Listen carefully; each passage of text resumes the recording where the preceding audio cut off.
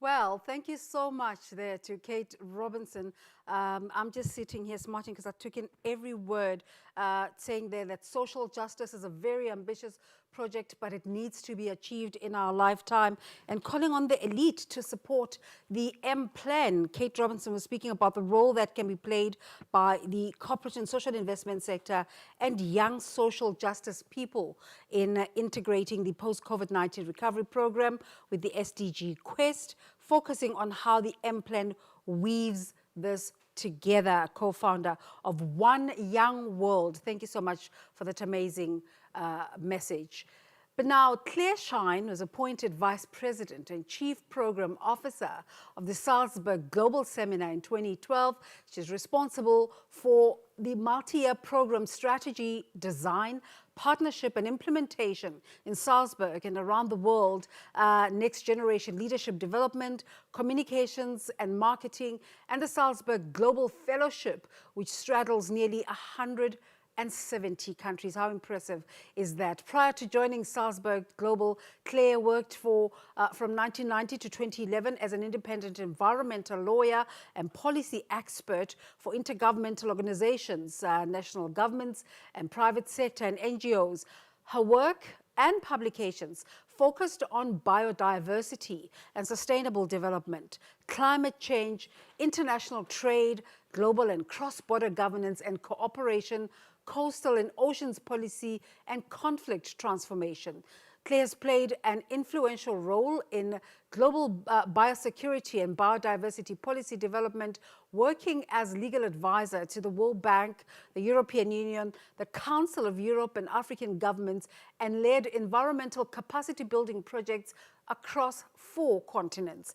Clare is a UK qualified barrister, an associate of the Institute for European Environmental Policy, and a member of the IUCN Commission on Environmental Law, and a bilingual French speaker and professional facilitator. She began her career in industry, working in the media and publishing sector with responsibility for marketing and new ventures. She's also a professional journalist who was the Financial Times theatre critic in France from 2001 to 2011. She holds a master's in English literature from Oxford University, UK, and postgraduate degrees from London University and the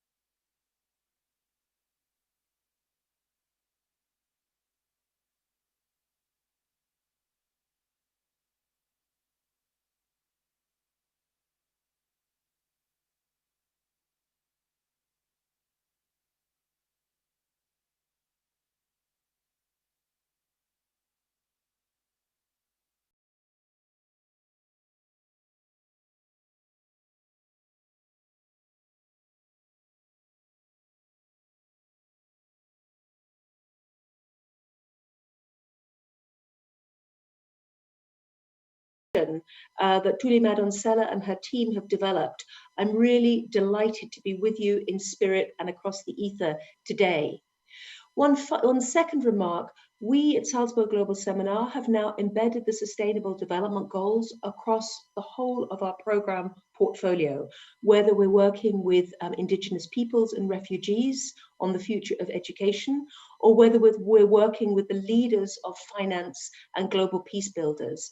And again, I think that resonates very closely with our topic today. So I'm going to speak briefly with 4 key foci. First, briefly, is the context for action for social change. My topic is winning minds for social change. So then I'm going to focus on whose minds, what institutions and individuals are we talking about?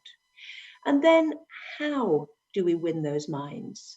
And finally and briefly, just a few reflections very personally on the role and responsibility of the university today in leading this movement for social change. So firstly, the context for action on social change. We are right now at a nexus of converging crises and opportunities. Even pre-COVID, as you know better than me, economic, social, and racial divisions were driving political, cultural, and media polarization. COVID obviously is acting as a threat multiplier, but it is not the only one. Many will talk of a triple pandemic of COVID, climate, and inequity or injustice played out across economic, gender, racial, and other divides. Collective action problems need collective solutions, whether we're talking about global public goods like climate, the knowledge economy, financial systems, biodiversity, and so on, or whether we're looking at the rule of law and functioning institutions. I think underpinning this is the huge importance of national and social cohesion. If we are to channel individualism and institutional individualism to foster real social solidarity for a reset, then we need to understand the roles and responsibilities of different institutions, including the state, to be the champion in chief of human flourishing. These challenges, of course, aren't being addressed as we stand still. The landscape is moving very fast, whether that's the fourth industrial revolution, radically transforming the future of work, or the biodigital technological revolution, which is happening around us in ways that we really don't see and probably don't very much understand. The word COVID dividend is for many not a popular term, but I like it because I think it helps us to focus on the accelerator capacity of the pandemic. We are seeing a lot of hashtags, build back better, or as I prefer, build forward better. And we need to deploy that post-COVID regeneration for the Sustainable Development Goals and not see the immediate economic and societal crisis as a reason to take our foot off the pedal or to dilute our focus. Whether that relates to the digital divide, to decarbonising our businesses and our economies, to making our food systems genuinely sustainable and equitable, or for reinventing school models, the way we test, the way we teach, and what we are testing and teaching for in this fast changing world. In all of that, South Africa has a huge advantage, apart from being the most wonderful country. It has the youth dividend. The world has entered the aging curve. Many countries in the global north in particular are very worried indeed about their fast aging societies. And whilst a country like South Africa is, of course, already itself on its aging trajectory, you have extraordinary youth and innovation capacity at your service. And I think that's something to celebrate. So moving on to the question of whose minds, which institutions and individuals are levers for this kind of social change? As you know, the Sustainable Development Goals are incredibly comprehensive as well as bold. They require us by 2030 to renegotiate a social contract between or around systems, individuals, and institutions. The Sustainable Development Goals don't reference some key things like race, like culture. But for me, my entry point more and more is how do we collectively build a shared culture of sustainability? Because as history shows us, and as all of you in your different disciplines will know, it's when you have mindset shift or a readiness in society or a particular discipline to embrace new ways of thinking and acting that you start to see lasting change happen at scale and be copied in other locations. So how can we drive change when risks are rising and trust across society is at an all-time low? And how can we act smarter and faster for more equitable and sustainable societies? Currently, we organise our lives and our societies in pretty linear ways. We have silos, whether that's within universities, within corporate departments, within government ministries, or the whole way we think about line management and line budgets. At one level, we have to do it that way to stay sane and to keep things manageable. It's also what we're trained to do. But when we flip the lens and we look across the divides at where there can be win-wins, multiplier benefits of new approaches, then I get excited, but I also see a lot of potential.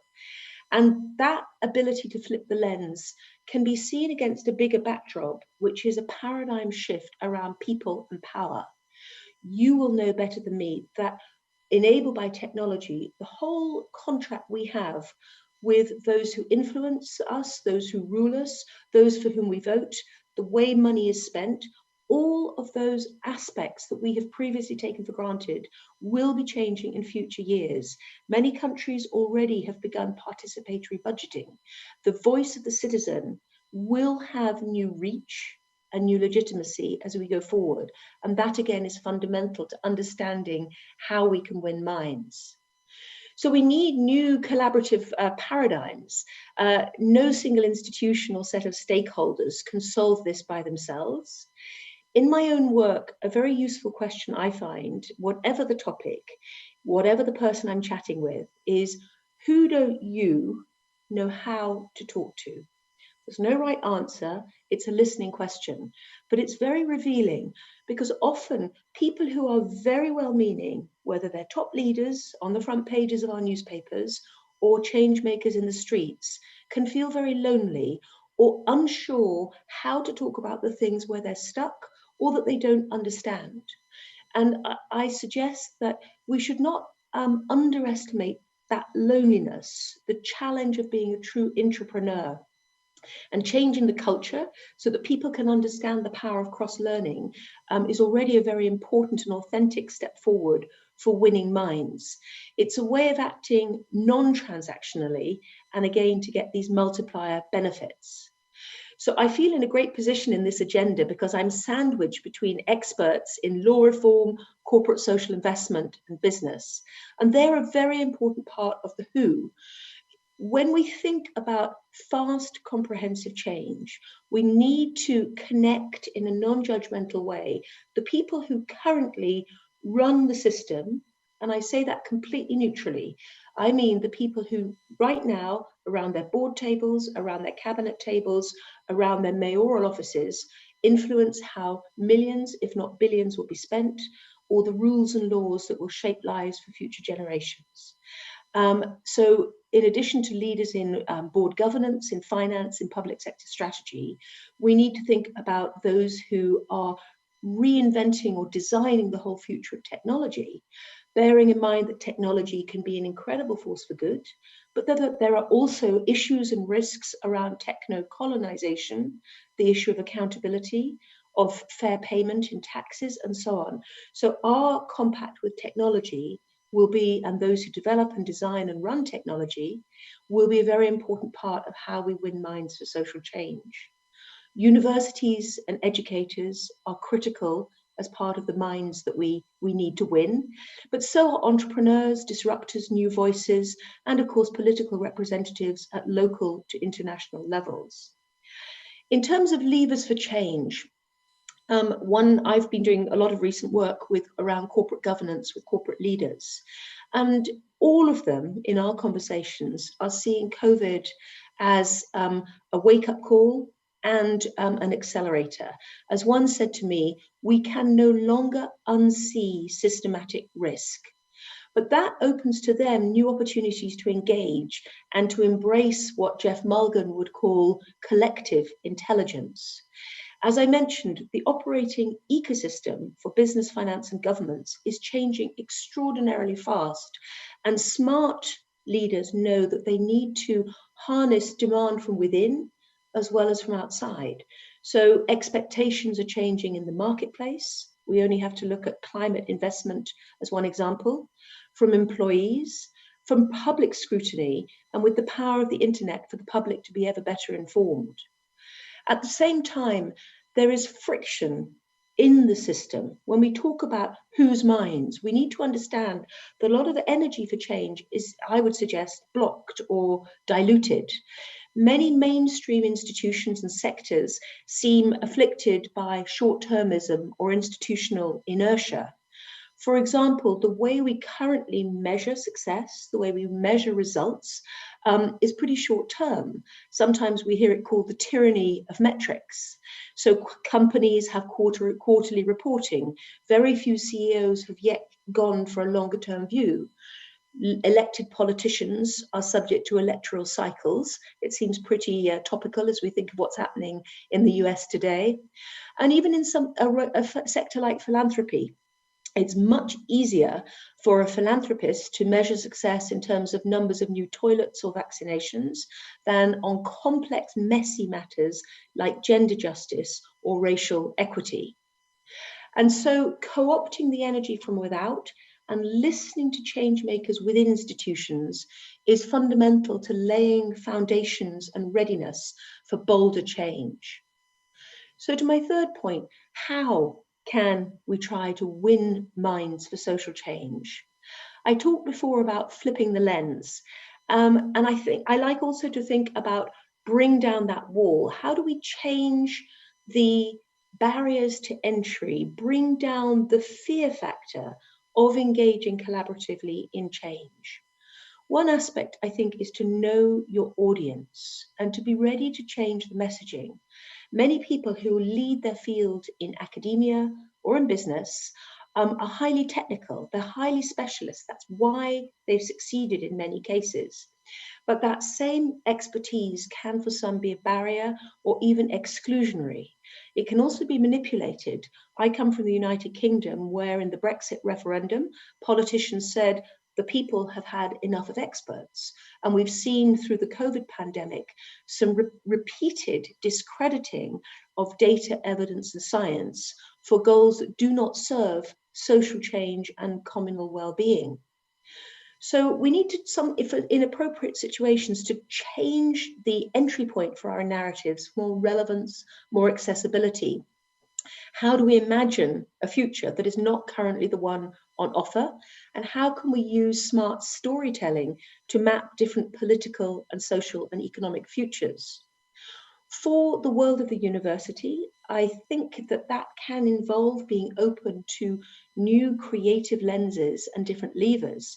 A multidisciplinary university has incredible assets on its doorstep in its creative departments that may not be involved in this process, but can help us to think differently about the way in which people are moved to make change.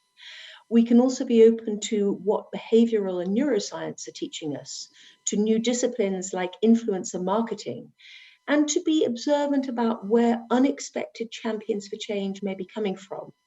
It's easy now for us to look at somebody like Greta Thunberg, who launched the Fridays for the Future movement, but nobody saw a pigtail schoolgirl being a lever of change. In your societies, close or further away, there will be people as yet invisible who are capable of, I don't want to say speaking truth to power, but of persuading at a whole different scale. A couple of brief examples of ways we can flip the lens. One relates to collective sector leadership. Spectatorship, being passive, can take many forms, but so can being active, the courage to be a first mover. Not every change maker is wearing a hero's costume. When George Floyd was killed in the United States, the whole world saw a movement in the streets around Black Lives Matter. But what has interested me is the different ways in which different societies, because every society has its deep patterns of historical and structural injustice. You don't need, in South Africa, you don't need me to remind you of that. Not every society and every sector can find its own pathways to put a spotlight on its own practices and its own commitment to change. So I mentioned that we work on corporate governance, and I learned just recently that after the George Floyd killing, the 12 top general counsel for the world's 12 top private banks came together informally to develop an open letter to the global legal community about what private sector institutions and banks could do themselves. And that document, which is public, looked at internal action, external supplier engagements, and social action efforts. Now, those institutions influence trillions. So it's just one example of how the quiet people, mostly men in grey suits, were also themselves realizing that they too could be changing their own minds and helping to lead a movement for change. My second example about movement building really goes to this critical need for much bolder interdisciplinary thinking and changing the lens. Because of COVID, we're all thinking about health. And we've talked for a long time about health in all policies, but it doesn't necessarily capture the imagination. When we look out at the world over the next 30 years, so even beyond the Sustainable Development Goals, we know that the world will urbanize. About 3/4 of the world's population will live in urban centers. Most of that new urban growth will happen in the global south, and that means that there are billions, if not trillions, still to be spent on the new or expanded cities of tomorrow. We also know that no society, rich or poor, has figured out how to pay for physical and mental health, for social care, and to promote well-being across its societies and economies. And thirdly, we know that in terms of climate, we talk much more about climate now than we do about nature. And yet nature is a source of solutions if we don't screw it up. It's a source of economic savings, and nature-based solutions can be one of the most important issues both for human well-being in cities and for climate resilience. So we are proud at Salzburg Global Seminar to be directly involved with the new National Park Cities movement across the world. And I was proud to be alongside the Mayor of London to launch London as the world's first national park city, which is participatory and which takes as its mantra, greener, healthier, wilder. And my last comment on that, it goes directly to equity and social change, because we know from all the data that in cities, poverty is a threat multiplier.